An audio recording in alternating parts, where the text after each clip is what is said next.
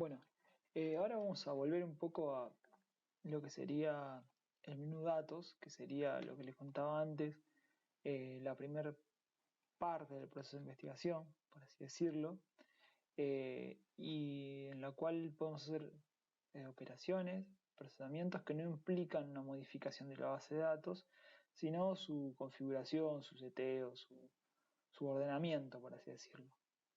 Básicamente acá voy a hablar de dos comandos. Primero voy a empezar por seleccionar casos. Seleccionar casos nos permite eh, elegir sobre qué subpoblación o subpoblaciones queremos trabajar en la base. Supongámonos que nosotros queremos, no sé, hacer procesamientos, saber sobre eh, no sé, el trabajo en las mujeres, podríamos elegir únicamente que todos los procesamientos lo haga sobre aquellas personas que tienen la categoría mujer en la variable sexo. Cuando queremos trabajar con subgrupos, con submuestras, vamos a este menú de datos, seleccionar casos. Fíjense que acá hay varias opciones. Por default tienen todos los casos, que significa trabajar con toda la base completa. Pero uno puede elegir trabajar con casos que satisfacen una condición, que es lo que vamos a usar, trabajar con una muestra aleatoria, es decir, elegir una pequeña muestra aleatoria de casos. Eso está pensado más que nada cuando son bases de datos muy grandes y uno quiere hacer y sabe que está, por ejemplo, que la muestra está conformada en forma aleatoria. Uno podría elegir un rango más pequeño de casos y trabajar con menos casos para que sea más rápido el procesamiento. Después, bueno, basándose en el rango de tiempo, esto es una cuestión más de otro tipo de base de datos. Y usar una variable de filtro es algo que se usaba más antes, que es teniendo como filtro una variable, pero que no nos va a interesar ahora. Básicamente vamos a usar esta opción si satisface la condición. Van a ver que si toco sí, me vuelve a aparecer esta ventana que ya nos apareció en Compute, en calcular variable. Y es básicamente lo mismo, nos va a pedir que le pongamos una condición. O sea, que el grupo en el cual queremos trabajar respete la condición que le vamos a pedir. Dado como tenemos en el ejemplo, nosotros queremos quedarnos con aquellos aglomerados que tienen más de 100.000 habitantes. Podemos pensar los grandes aglomerados. Voy a cerrar un minuto esto para mostrarles la variable con la que queremos trabajar, que es esta de acá, taglo, que es de tamaño aglomerado.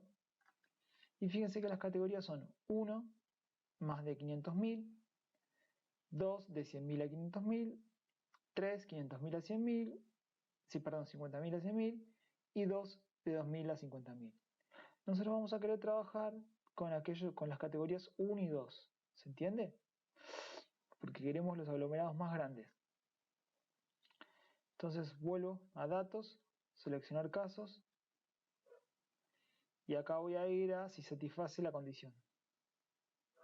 Acá voy a elegir tamaño de aglomerado, acá lo tengo, y le voy a poner que tamaño aglomerado sea menor o igual a 2. ¿Por qué? Porque nos queremos quedar con aquellos aglomerados que tienen 100.000 habitantes o más, o menos, o más. En este caso, a no confundirse, la variable está como ordenada al revés, ¿entiende?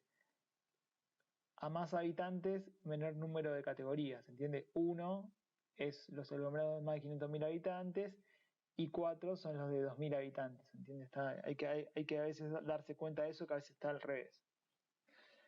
Bueno, simplemente con esta orden, taglo menor o igual a 2, todo continuar, y acá lo mismo de siempre, puedo tocar aceptar para correr el filtro de una, puedo tocar pegar para que ese filtro me quede guardado en una sintaxis. Vamos a tocar pegar, y fíjense que me aparece una sintaxis un poco más, borro esto, un poco más pesada, ¿no? Esto es lo que les decía antes, uno difícilmente se acuerde de cómo escribir la sintaxis de un filtro, fíjense todo lo que tiene, pero sí puede apelar a través de los menús en armar el filtro y después pegarlo. Fíjense que primero el filtro nos dice que va a usar todas las unidades de análisis. Después crea una variable, porque el filtro en realidad es una variable, en el fondo, van a ver que aparece una variable que es el filtro. Le da un nombre a esa variable, le da una categoría en la que 0 es no seleccionado y 1 es seleccionado, y después le da un formato que no importa, y después pide que filtre por esa variable. O sea, en el fondo lo que hace el programa, no importa que nos detengamos mucho en esto, pero para entenderlo es, arma una variable que es 1 o 0, en donde 1 son todos los casos que cumplen la condición y 0 los que no. Y después filtra en función de eso. Yo esto lo selecciono todo, lo corro, y fíjense ahora, si voy a la base de datos, a la vista de datos, me van a aparecer tachados algunos casos. Los casos tachados son los aglomerados de menos de 100.000 habitantes. O sea, los que no me importa que queden en mi muestra, ¿se entiende? Los que yo saqué porque no me interesan. ¿Se entiende? Fíjense, por ejemplo, este caso, el 196, es un pueblo, una ciudad del NOA, que tiene entre 50.000 y 100.000 habitantes. Y por tener esa condición, no entran en mi muestra que estoy armando. ¿Se entiende? Entonces uno ya con esto puede, por ejemplo, hacer un análisis de frecuencia, una tabla, solo en esa subpoblación sobre la que armó el filtro. Si uno quiere sacar el filtro, tiene que ir a datos nuevamente, seleccionar casos, todos los casos, cliquea y toca aceptar si lo quiere sacar o pegar para poner la sintaxis. Vamos a ver que fíjense que la sintaxis de sacar el filtro es filter off, use all y execute. Como les decía, no hace falta que recuerden todo esto, solo lo estoy volcando acá para ver cómo es el proceso de armado de una sintaxis, ¿no? Uno acá podría tener, por ejemplo, en el medio, entre la construcción del filtro y la terminación del filtro, todos los procesamientos que quiera hacer en esta subpoblación, ¿se entiende? Bueno, una vez que corrimos eso, fíjense que ya las celdas tachadas desaparecen. O sea que ya estamos trabajando con toda la muestra. Lo otro que quería mostrar del menú de datos, no siempre se utiliza, pero sí en el caso de la base que estamos trabajando y en el caso de, por ejemplo, si van a trabajar con EPH o con alguna base de INDEC, es el comando ponderar casos. Las ponderaciones se utilizan sobre todo en ciencias sociales porque las muestras que se construyen, son muestras, o sea, no abarcan a todo, no son censos, no abarcan a toda la población sobre la que se está de algún modo predicando, sino sobre una porción. Y dos, porque siempre hay errores muestrales que tienen que ver con subrepresentaciones o sobrerepresentaciones de determinadas poblaciones. Por ejemplo, uno puede tener muy sobrerepresentado un determinado margen de edad en su muestra o subrepresentado un determinado margen de edad, por ejemplo, los jóvenes o los viejos. O puede tener sobrerepresentado, no sé, a la población pobre y sobrerepresentada a la población media, por ejemplo. Entonces lo que uno hace ex post, después de que la muestra está armada, después de que la encuesta está realizada, es armar como unos, si se quiere, unas calibraciones para que cada persona represente más o menos en función de lo que se necesite. Si tengo pocos jóvenes, por ejemplo, menores de 15 años, lo más probable es que a cada joven lo haga valer por 2 o por 3, dependiendo de lo que esté hecho, cómo esté hecho el cálculo.